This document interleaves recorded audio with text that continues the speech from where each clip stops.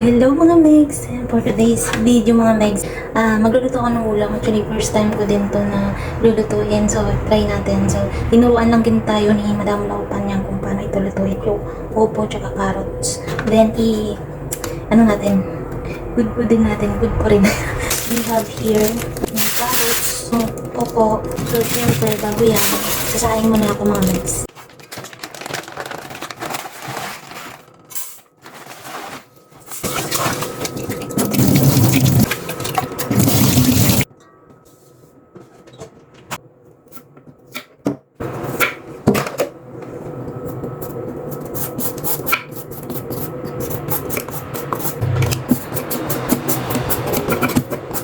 So, dahil nabalatan ko na ito mga Megs, ay syempre yung gagawin natin, lutuin.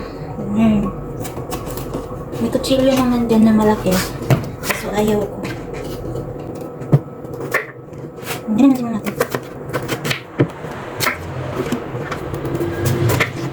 So, kukunin natin ito. Yung kanyang, botones. So, dahil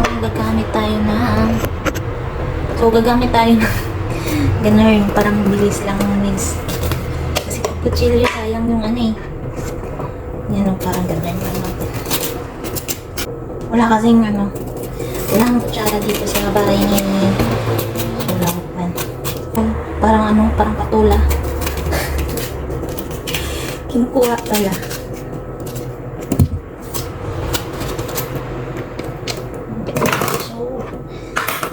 Lagyan natin dito.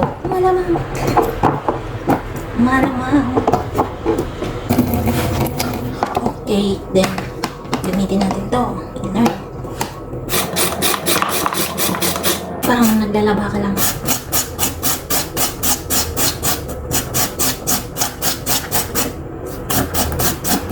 So mga Megs, tapos na siya. So next natin ay carrots.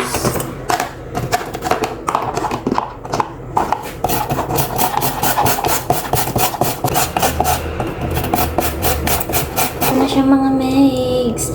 Ayan, so mag-ano lang ako ng bawang. Then, lagyan ko siya nito ng parang tawag dito, kalakag kasi sa amin dito sa Iloilo.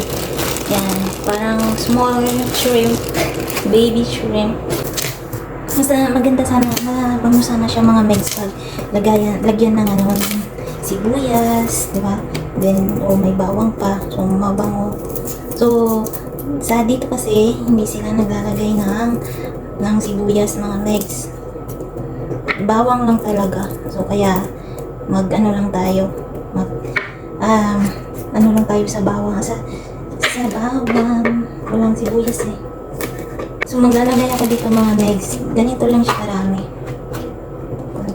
Konti lang talaga. Para may konting lasa. We have here, yan, charot English. Yan, so ito yung opo. Carrots. Let's go.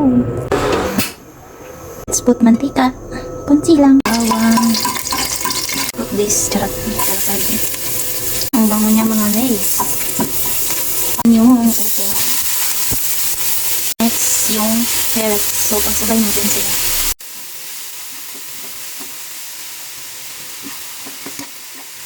So, lalagyan natin siya ng ito pang nag-sarap sa asin.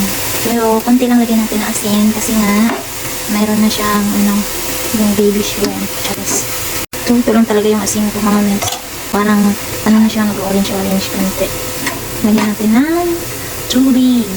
So, ito mga Megs, lagyan ko siya ng tubig para lumambot. So, dadagdagan natin ng konti yung kanyang tubig.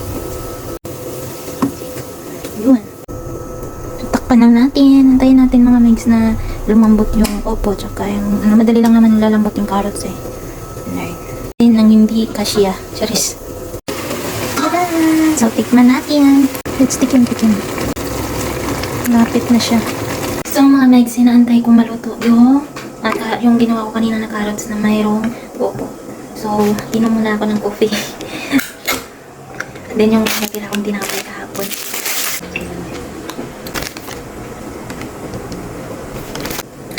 hindi naman ako totally pagod na pagod dito sa work ko. Ano lang, yung puyat, puyat yung kalaban ko. Kaya, syempre kung puyat ka, yun may konting ano ka gagawin na trabaho. So, parang pagod ka na nun. Pero syempre laban lang has. Tumataba ako mga megs sa stress. Yan yung napansin ko sa sarili ko. Ganun. So, check na natin yung niluto natin. Wait lang. Ayan, yan na siya. Ooh, luto na siya mga mix. Let's eat na. Pero may sabaw-sabaw konti. Pero okay lang yan. Masarap kasi pag may sabaw. May sabaw dito na ulam. Yan. So, yan. Nabinigay ni Madam Laupan yan. So, maglalagay na natin dito para hindi masyadong mainit.